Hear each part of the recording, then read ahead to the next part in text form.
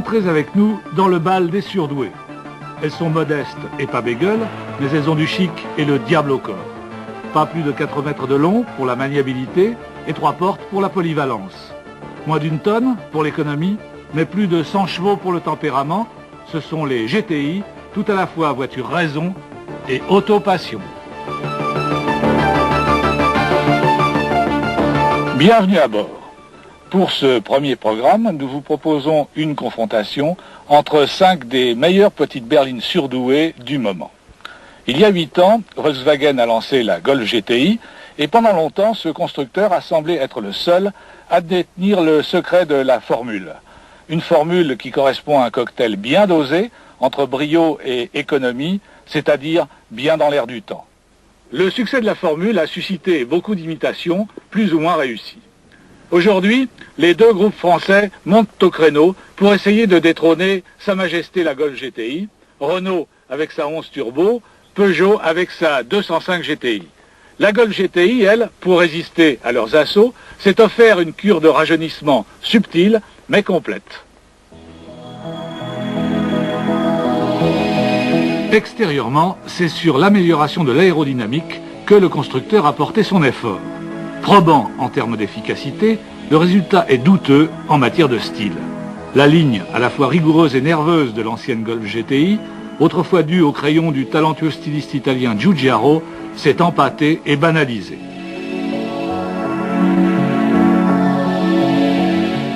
On ne peut pas dire non plus que la R11 Turbo soit dotée d'une personnalité très originale dans ce domaine.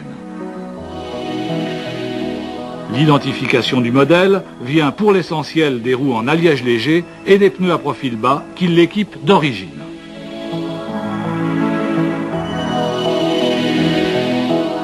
Les stylistes de Peugeot, en revanche, ont eu la patte heureuse en dessinant la 205 GTI, dont l'allure est en même temps moderne et séduisante, avec une touche d'agressivité qui exprime bien son caractère sportif.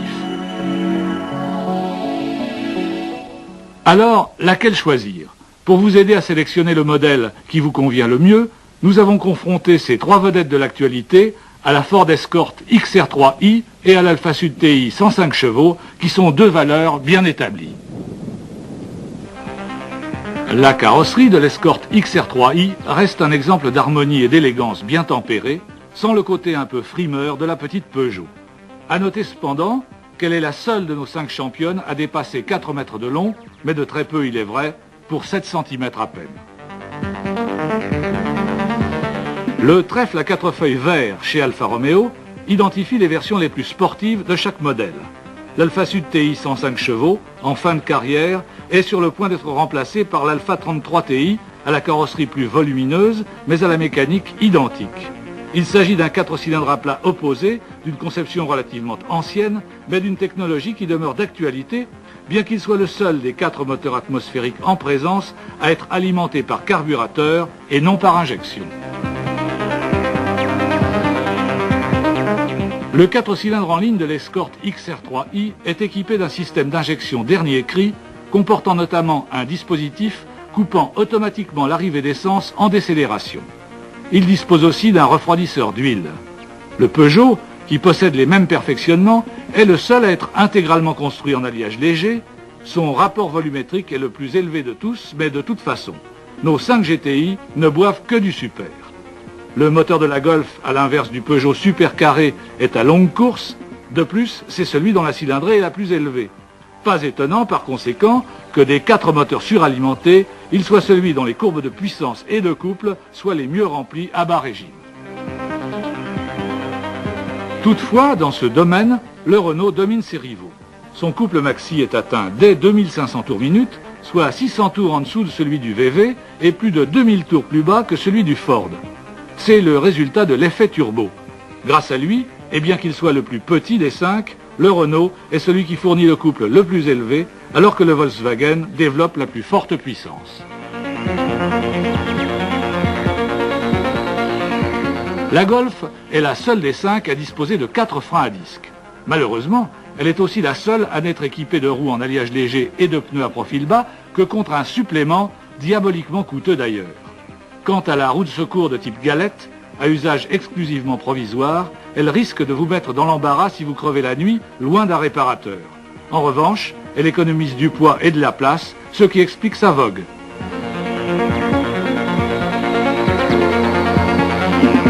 Ces bandes rouges sont la seule note de gaieté dans l'habitacle de la Golf, fonctionnel mais sinistre.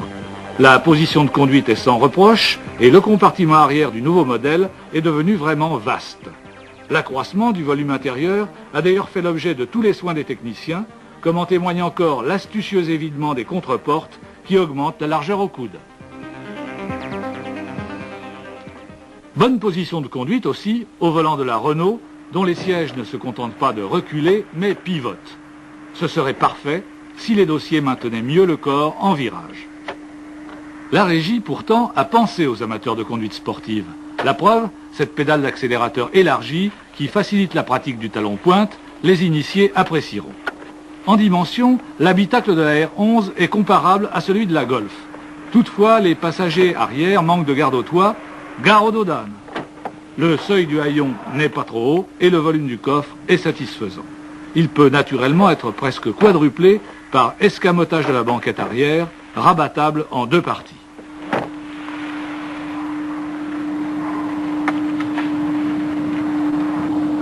Il faut dire que la Renault 11 Turbo est richement équipée d'origine. Commande des serrures à distance avec verrouillage des portes simultanées, tableau de bord sans grande lacune et facile à lire, commande électrique des vitres, le constructeur n'a pas lésiné, ce qui explique d'ailleurs que la facture soit salée. On dispose aussi, comme dans la Golf, d'un ordinateur de bord.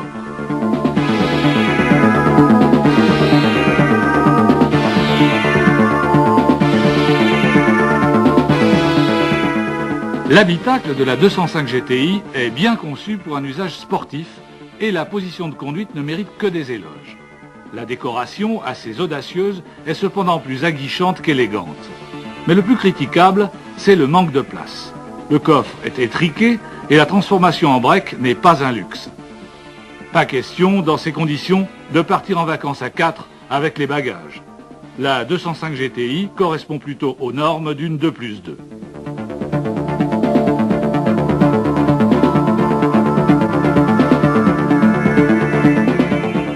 Le compartiment arrière, toutefois, est relativement habitable et son accès est rendu aisé par l'effacement du siège avant, système autrement commode que l'habituel basculement du seul dossier. Une seule option au catalogue, l'ensemble vitre électrique verrouillage centralisé, proposé d'ailleurs à un prix raisonnable, sans rapport avec les tarifs assassins pratiqués par Volkswagen. En matière d'équipement, la 205 GTI n'a pas grand-chose à envier au mieux pourvu de ses concurrentes. Mais la palme, dans ce domaine, revient à l'Escort. C'est incontestablement son point fort, et dans son cas, on peut même parler d'un certain luxe. En tout cas, on ne saurait rester insensible à l'élégance de son habitacle.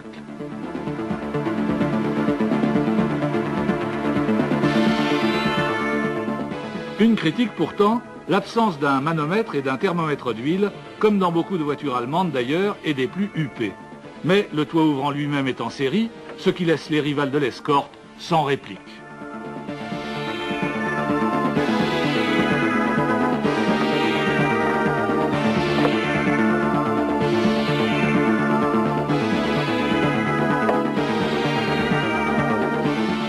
Le seul luxe de l'Alfa, c'est son volant gainé de cuir.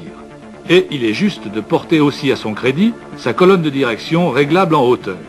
Néanmoins, la position de conduite n'est pas idéale.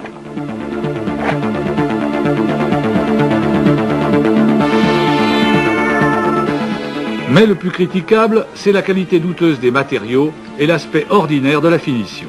L'Alfa Sud TI n'est pas cher, c'est un fait, mais en examinant avec impartialité les unes et les autres, on se dit que dans ce domaine, il n'y a pas de miracle. On ne peut en avoir que pour son argent. En résumé, si vous êtes exigeant sur la qualité, écartez l'Alfa Sud. Et si vous avez autant besoin d'une familiale que d'une sportive, renoncez à la 205 GTI. Mais si vous êtes prêt à des concessions dans ces domaines et que votre choix n'est pas encore fait, alors suivez-nous. Maintenant que les présentations sont faites, nous partons vers l'autodrome de Montlhéry pour soumettre nos 5 concurrentes à toute une série d'essais techniques.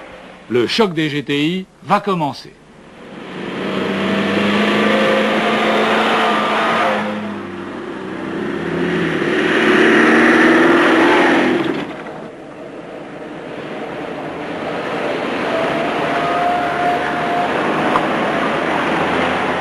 Mais avant d'entrer en piste, nous avons passé nos 5 concurrentes sur la bascule afin de déterminer avec précision un premier facteur de performance, l'un des plus importants de tous, le rapport poids-puissance. C'est la 205 GTI, grâce à ses dimensions réduites et son poids plume, elle est la seule en dessous de 900 kg, qui fait valoir la meilleure référence, mais de justesse devant la Golf. D'ailleurs, les 5 voitures sont très près les unes des autres dans ce domaine et on peut s'attendre à une confrontation serrée dans notre première épreuve, le kilomètre départ arrêté.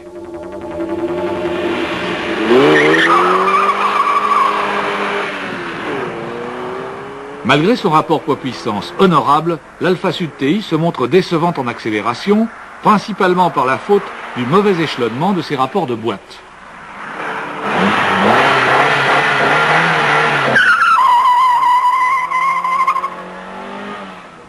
Défaut de motricité pour l'Escort, dont le moteur manque par ailleurs de couple.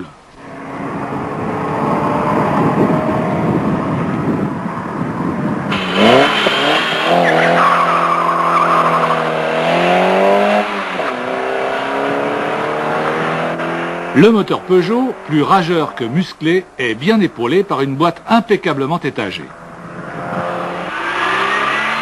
Le moteur Renault, grâce à son turbo, fournit de plus gros couples et la R11 ne manque pas de souffle.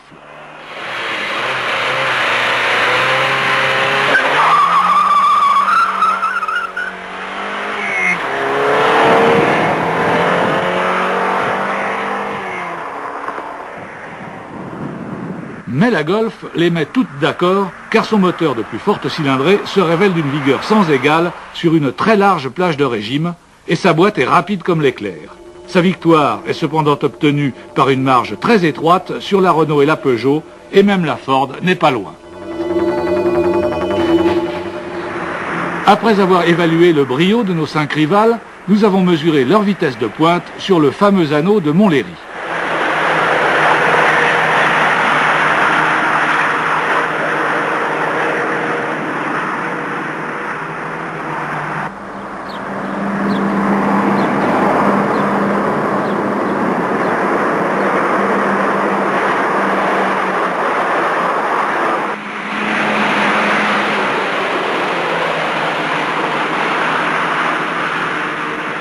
Là aussi, la lutte a été acharnée entre 4 des 5 voitures confrontées. Pas étonnant d'ailleurs si l'on considère leur puissance et leurs coefficients aérodynamiques très voisins.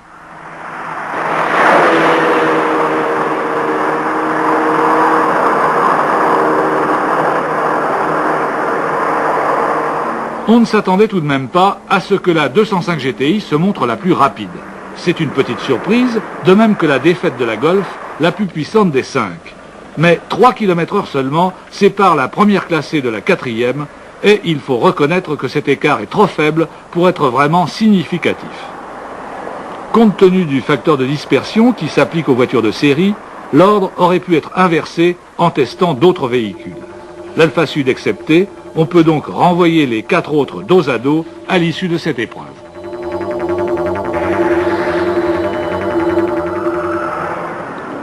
Le slalom parallèle va maintenant nous permettre d'évaluer la maniabilité des 5 concurrentes. La première manche oppose la 205, la R11 et la Golf. Pas de surprise, plus courte, très vive, c'est la 205 qui se montre la plus agile et de loin. La Golf prend davantage de roulis que la 205, c'est visible. Plus longue, elle est aussi plus paresseuse. La R11 fait pratiquement jeu égal avec la Golf, elle roule aussi, mais souvire moins. Dans cette épreuve, l'Escort et l'Alfa Sud sont nettement distancés. La XR3i est handicapée par la longueur de ses porte-à-faux qui provoquent trop d'inertie lors des changements de cap.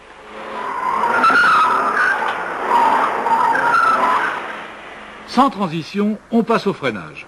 Les tambours arrière de la 205 se bloquent, la stabilité est prise en défaut. La Golf ne s'arrête pas plus court, mais sa trajectoire est rigoureusement droite. Le système de l'Alpha Sud à 4 disques pourtant manque d'endurance. Pas de critique pour la R11, mais l'Escort accuse le même défaut que la 205, roue arrière bloquée. Dans l'ensemble, ce sont donc la Golf et la Renault qui se montrent les plus homogènes.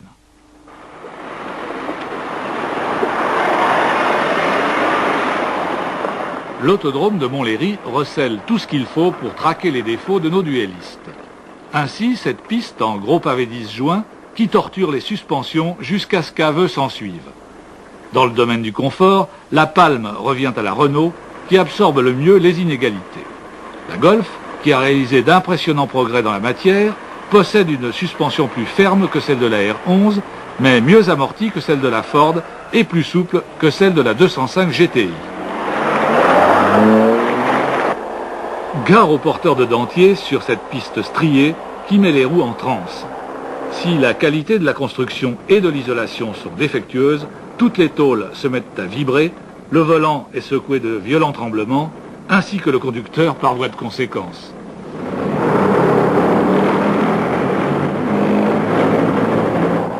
Ce sont l'Escort et la Golf qui vont s'avérer les moins affectés par ce supplice.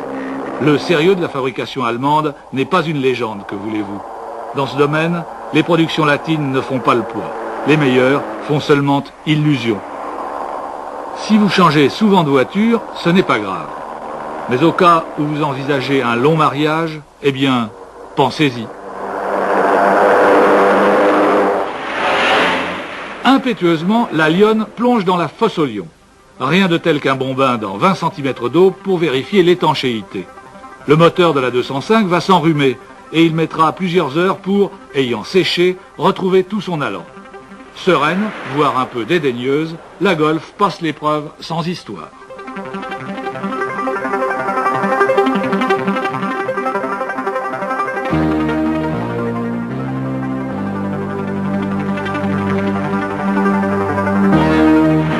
Finalement, toutes atteindront l'autre rive sans incident plus notable que la perte d'une plaque d'immatriculation mal fixée sur le pare-choc de l'Alpha Sud TI. Toutes sont ex aequo, pas la peine, cette fois, de se mouiller. Les mesures de performance et les essais proprement techniques achevés, nous quittons à présent Montlhéry pour tester nos sportives dans des conditions voisines de celles que vous rencontrerez. Pour commencer, comparons leur comportement sur autoroute.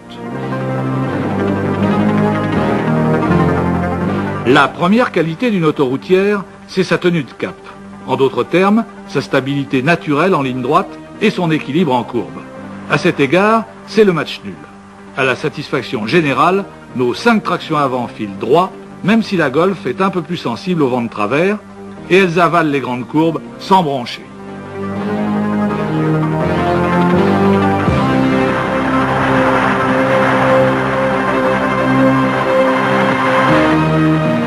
Reste le niveau sonore à vitesse élevée, facteur de confort primordial au bout de quelques heures de voyage. Il provient essentiellement de 2 sources, mécaniques ou aérodynamiques. Moteur et transmission se montrent relativement discrets. En revanche, les bruits d'air sont dans l'ensemble assez forts. Au total, nous décréterons un nouveau match nul, mais sans les félicitations du jury cette fois. L'aérodynamique joue aussi un rôle capital dans le domaine de la consommation d'essence, dont il est un des facteurs clés.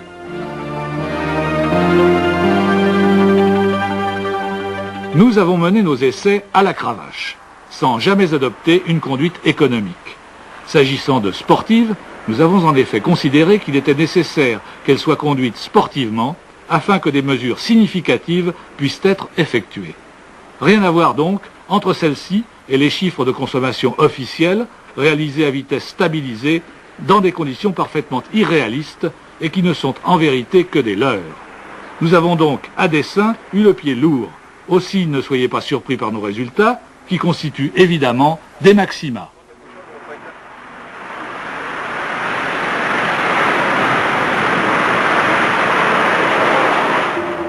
La Peugeot recueille les fruits de son petit format et la Renault paie la gourmandise qui est le péché mignon des turbos.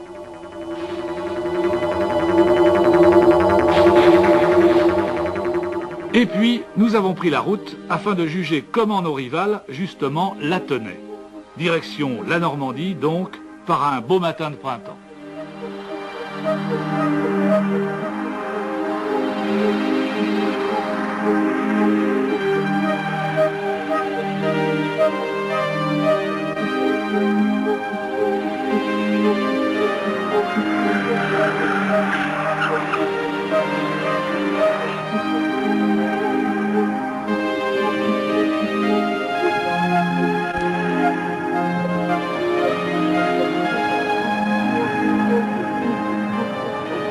À la cadence tourisme rapide, au volant de l'escorte, pas de problème tant que la chaussée est en bon état.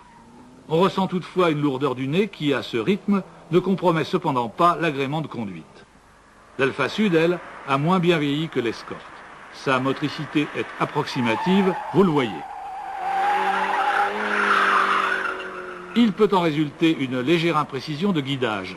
Le remède, s'en tenir à un style de conduite en souplesse. La R11 Turbo, elle, vire sur 3 roues, mais rassurez-vous, ce comportement acrobatique ne se traduit par aucune difficulté de conduite. En fait, la R11 possède un caractère plutôt placide et elle exige moins de savoir-faire que la plus fringante, mais quelquefois turbulente, 205 GTI.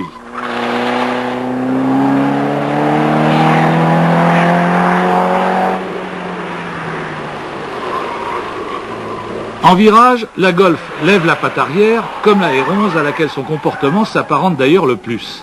Naguère vive, mais pourvue d'une suspension féroce, elle est devenue un peu paresseuse, mais plus moelleuse.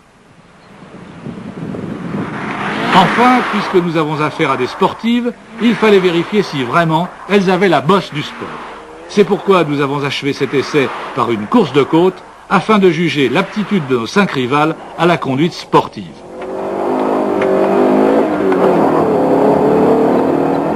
L'Alfa Sud a pris la première le départ.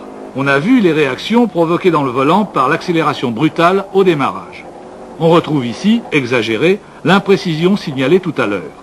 Le train avant a du mal à obéir aux ordres du pilote, contraint de se battre pour inscrire et conserver la voiture sur les trajectoires qu'il a choisies. L'Alfa Sud a été l'une des premières à concilier traction avant et conduite sportive. Elle est aujourd'hui dépassée sur ce plan.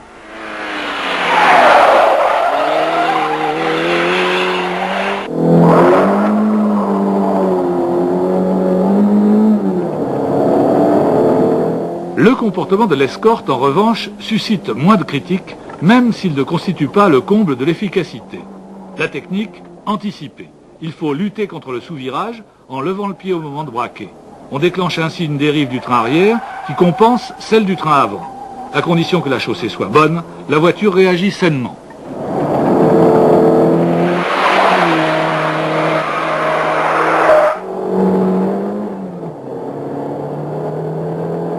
La Golf est affligée elle aussi d'une trop forte tendance à sous-virer. De plus, sa suspension assouplie consent maintenant un peu trop de roulis.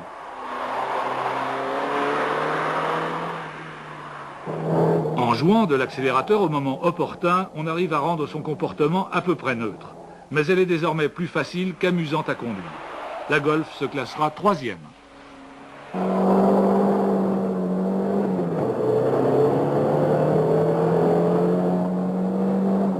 Avec sa suspension souple, la Renault 11 Turbo admet pas mal de roulis elle aussi, mais sa tenue de route s'avère remarquable. Fondamentalement neutre, son comportement se caractérise par une grande facilité de conduite, à défaut d'un tempérament très excitant. Sans avoir l'air d'y toucher, la 11 Turbo a créé la surprise en réalisant le 2e temps.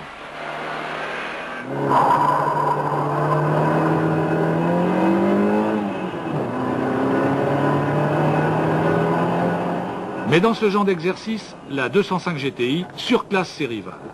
Elle répond instantanément aux moindres sollicitations du conducteur, vire à plat, sans sous-virer, et se montre d'une agilité absolument sensationnelle. Bref, c'est un véritable régal à conduire. Il faut seulement savoir qu'elle réclame à la limite un certain doigté, en raison même de la vivacité de ses réactions. Justement acclamée par un public connaisseur, la 205 GTI gagne donc haut la main la course de côte. Elle a établi de nouvelles normes en matière de tenue de route.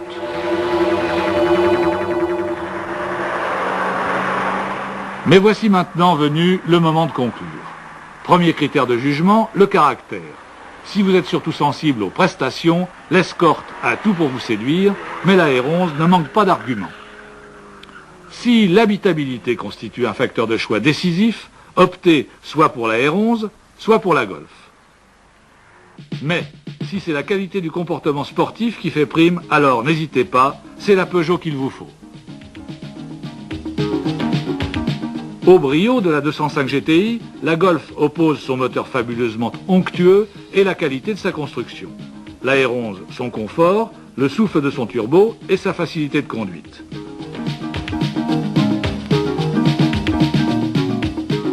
Et nos modèles de référence? L'Alfa Sud a eu du mal à soutenir la comparaison, alors que l'Escort, au look toujours séduisant, a bien encaissé le choc. Dernier critère enfin, le rapport prix-prestation.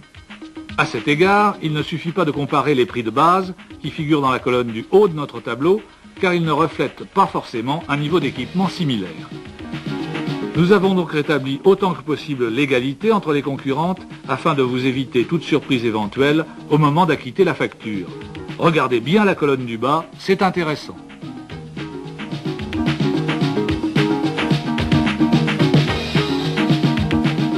Voilà, vous connaissez maintenant tous les principaux éléments du dossier.